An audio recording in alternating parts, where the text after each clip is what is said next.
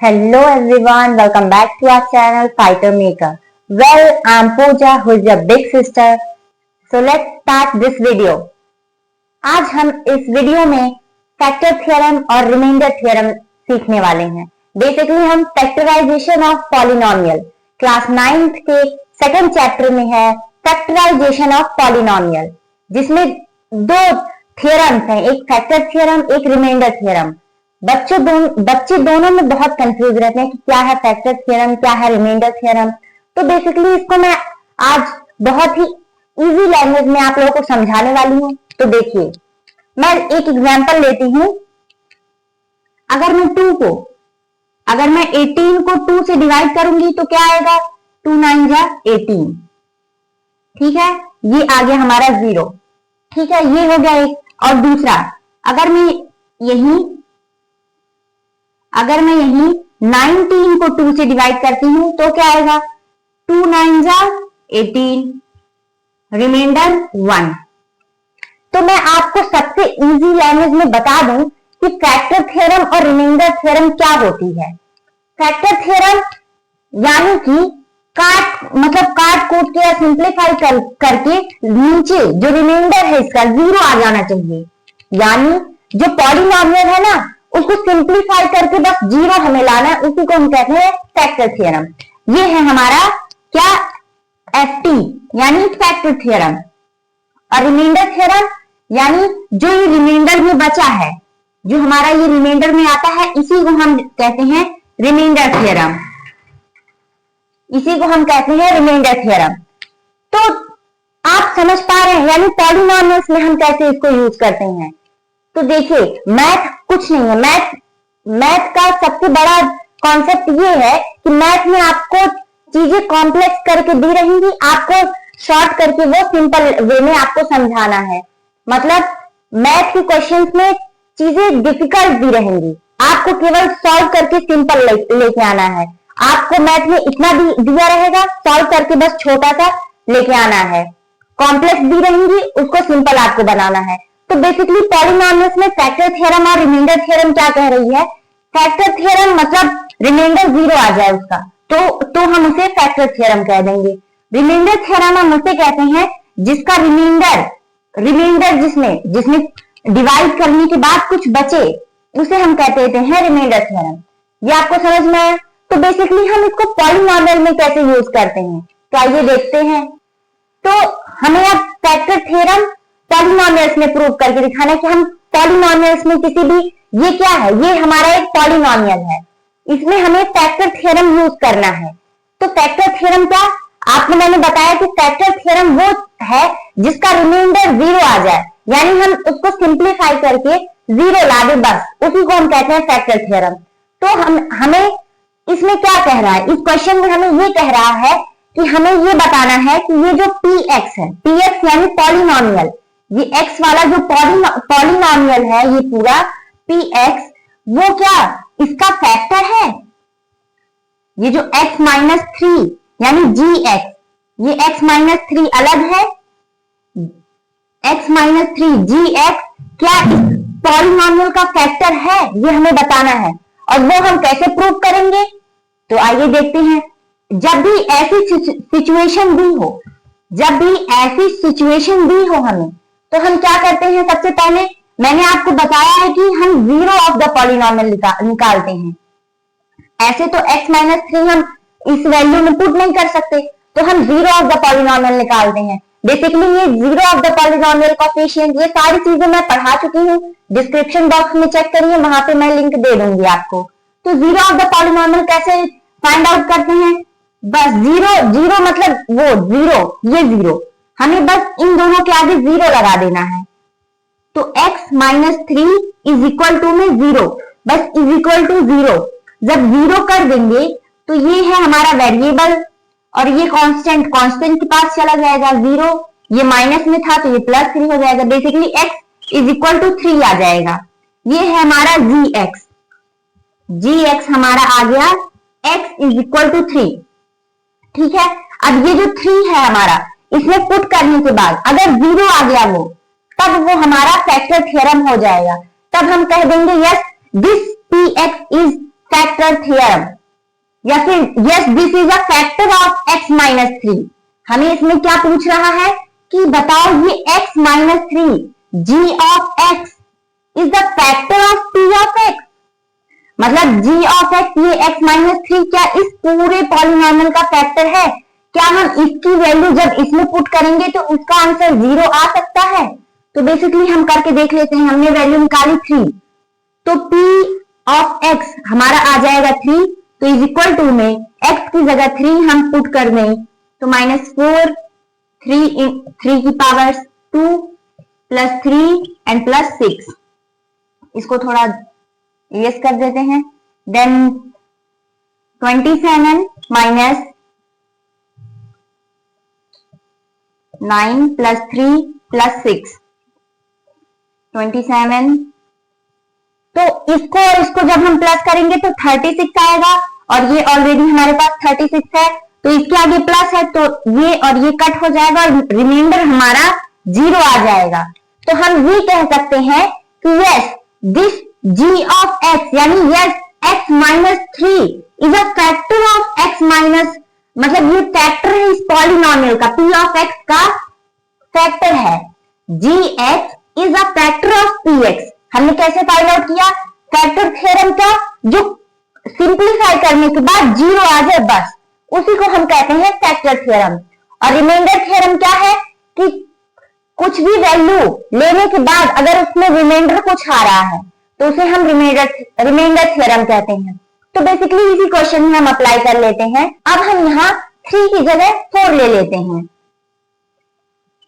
अब हम यहाँ 3 की जगह 4 ले लेते हैं। अब देखते हैं क्या ये फैक्टर थ्योरम है, मतलब क्या ये x माइनस 4 इस पूरे पॉलिनॉमियल का फैक्टर होता है? और अगर नहीं होगा, रिमाइंडर में कुछ आएगा तो वो हमारा रिमाइंडर थ्योरम हो जाएगा। तो देखते हैं x minus 4 x is equal two plus 4 हो जाएगा। इधर 0 किया फिर 4 इधर गया तो x इज इक्वल टू 4 आ गया प्लस में। तो g of x is equal to x is equal to 4। तो यहाँ p of 4 is equal to 4 की पावर 3 माइनस 4 की power 4 square plus 4 and plus 6।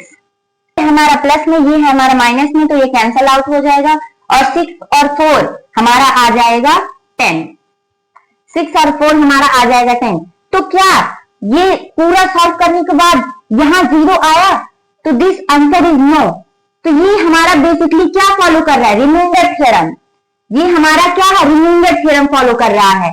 जब भी कोई वैल्यू किसी भी पॉलिनॉमियल की, किसी भी जो हमें दिया गया है जो x की वैल्यू, उसको पुट करने पे पॉलिनॉमियल में अगर 0 ना आए तो वो क्या है? Remainder theorem. और अगर कैंसिल आउट करने के बाद 0 आ जाए तो वो हमारी फैक्टर थ्योरम। तो बेसिकली मैं आपको मोटा मोटा ये बता दूं कि फैक्टर थ्योरम और रिमाइंडर थ्योरम में क्या डिफरेंस है। डिफरेंस ये है रिमाइंडर थ्योरम का, ऐसे हमें दिया है पॉलिनॉमियल तो हम इसको लॉन्ग डिवीजन मेथड से भी कर सकते हैं। ये क्लास 8 में फॉलो करता है। जैसे x माइनस 4 है और इसको हम ऐसे करते हैं ना लॉन्ग डिवीजन मेथड, इसको फिर हम इसमें लाएंगे x cube minus 4x square plus x plus 6। हम ऐसे कर सकते हैं इसको, बट ये थोड़ा लेंथी प्रोसेस हो जाएगा। तो उसी को इजी बनाने के लिए हमें रिमाइंडर थ्योरम आई है। रिमाइंडर थ्योरम में क्या होता है?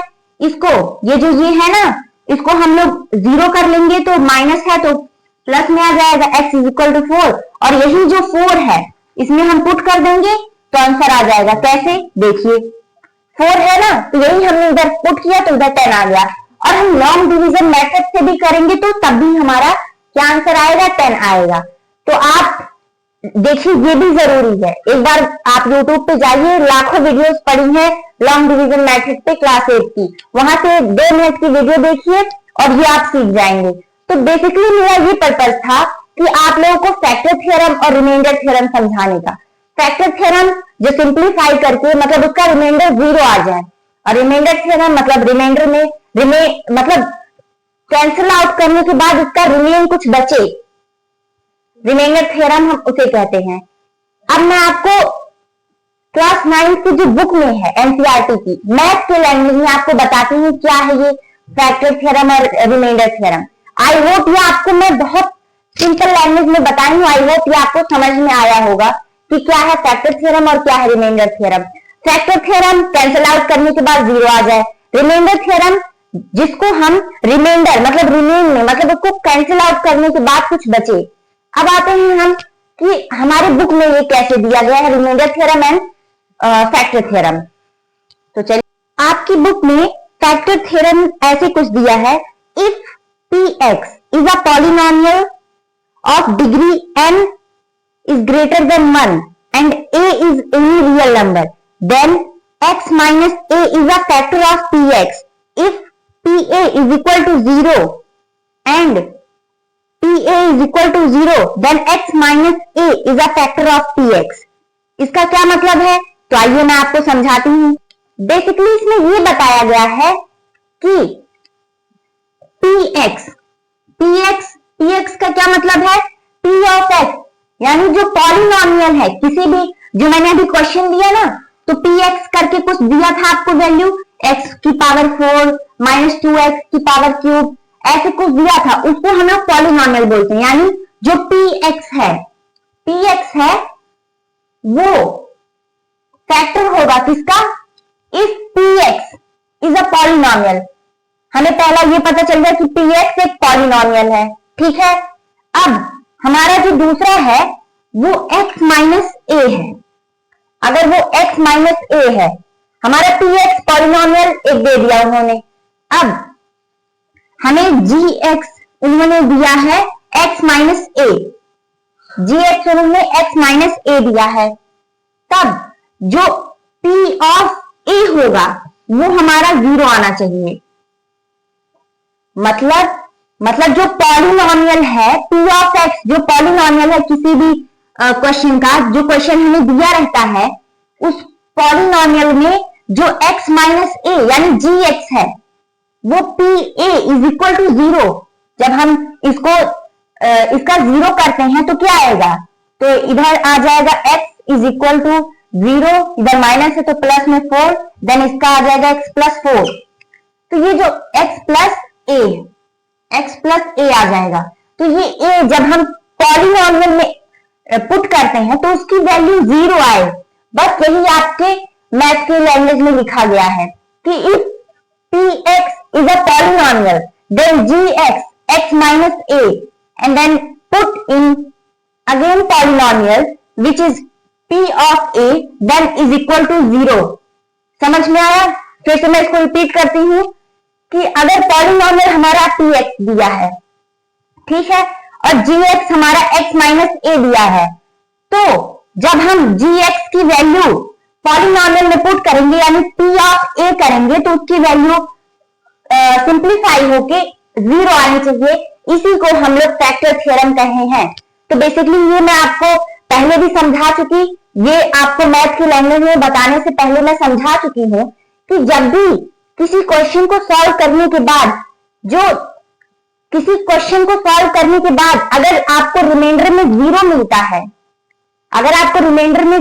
है, कुछ नहीं मिलता है, कैंसिल आउट करने के बाद रिमाइंडर 0 मिलता है, तो वो आपका फैक्टर थ्योरम होगा।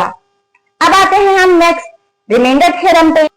सो रिमाइंडर थ्योरम आपकी बुक के लैंग्वेज में कुछ ऐसे लिखी हुई है, if pa is equal to 0 then px is equal to x minus a and q is equal to x, we show that x minus a is a factor of px. Since x minus a is a factor of px, p of x is equal to x minus a and g of x for the same polynomial gx. In this case, pa is equal to a minus a, get a is equal to 0. इसका क्या मतलब है? आइए समझते हैं। Remainder theorem क्या है? आइए मैं आपको बताती हूँ। अगर आपको px दिया है यानी कोई भी पॉलिनोमियल दिया है, ठीक है, और आपको इधर gx हम किसे बोल रहे हैं? इसको जो भी कोई फैक्टर दिया है, जैसे x माइनस a है तो ये gx है, और gx हमें दिया है विच इज x माइनस 3 मान लेते हैं दिया है, ठीक है, ये आपको दिया है gx। तो gx जीरो करने के बाद, जीरो इन द सेंस कि x minus 3 is equal to zero करने के बाद हमारी वैल्यू आ जाएगी x is equal to 3 plus में।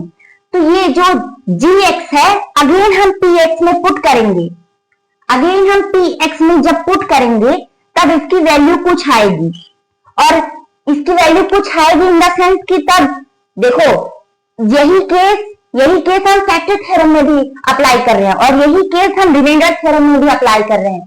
बट डिफरेंस क्या है, फैक्टर थ्योरम में कैंसिल आउट हो जा रहा है और कैंसिल आउट होने के बाद वो जीरो आ जा रहा है, बट रिमाइंडर थ्योरम में यहाँ कुछ रिमेन्स बच जा रहा है। मान लेते हैं हमने 3 किया तो यहाँ रिमाइंडर में कोई पॉलिनोमियल होगा, 2 आ सकता है, 3 आ सकता है, 4 आ सकता है, 1 आ सकता है, कुछ भी आ सकता है। ठीक है, तो रिमाइंडर थ्योरम क्यों बनी है, बेसिकली दोनों तो सही है, दोनों तो एक ही काम करती हैं, पर रिमाइंडर थ्योरम हमारी क्यों बनी है? तो रिमाइंडर थ्योरम ये इसलिए बनी है, जैसे मैंने आपको पिछले क्वेश्चन में जो मैं आपको समझा रही थी उसमें मैं आपको बताई कि वो जो हमारा पॉलिनोमियल था, पिछला जो हमने क्वेश्चन किया ना एक, तो उसमें हमें लॉन्ग डिवीजन मेथड से करना पड़ता। उसी लॉन्ग डिवीजन मेथड को सिंपल करने के लिए हमारा क्या रिमाइंडर थ्योरम बना है। तो आप एक बार जो मैंने क्वेश्चन कराया उसको लॉन्ग डिवीजन मेथड से करके देखिए, देन फिर उसको रिमाइंडर थ्योरम से करके देखिए, देन दोनों का आंसर सेम आएगा। तो इसीलिए हमारा रिमाइंडर थ्योरम बना है। तो आई होप ये आपको वीडियो थोड़ा भी यूजफुल लगा हो। तब तक के लिए मेहनत की गाड़ी और पढ़ाई की सवारी, फोड़ेंगे पेपर और लेके आएंगे अपनी सक्सेस की बारी। मिलते हैं नेक्स्ट वीडियो में।